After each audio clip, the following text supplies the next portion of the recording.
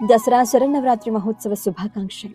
ఈ పూట ఈ 5వ రోజున స్కాంద పురాణం ప్రకారం కుమారస్వామి ఆవిర్భావం శివపార్వతుల వివాహానంతరం ఎన్నో మన్వంతరాల తరువాత జరిగిన పిదప కుమారస్వామి కైలాసానికి వెళ్లిన తరువాత స్కందుడు తారకాసుర సంహారం చేసిన తరువాత శుంభ యుద్ధంలో 5వ రోజున అమ్మవారు స్కందమాత అవతారంలో రణరంగానికి వెళ్లారని కొంతమంది అసురులను సంహరించారు అని అంటూ ఉంటారు.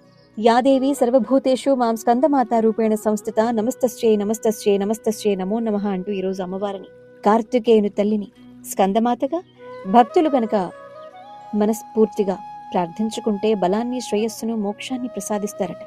తనకు భక్తి శ్రద్ధలతో పూజించిన వారికి ఖచ్చితంగా ఆశీర్వాదాలిచ్చి వారు జీవితాంతం సుఖ సంతోషాలతో వర్ధిల్లేలా చేస్తారట. అందుకే స్కందమాతను ముక్తికి తల్లిగా చెబుతూ ఉంటారు. ఇక దసరా శరన్నవరాత్రిలో భాగంగా ఈ 5వ రోజున స్కందమాత గురించి మాట్లాడుకుంటే అమ్మ సింహంపై స్వారీ చేస్తారు.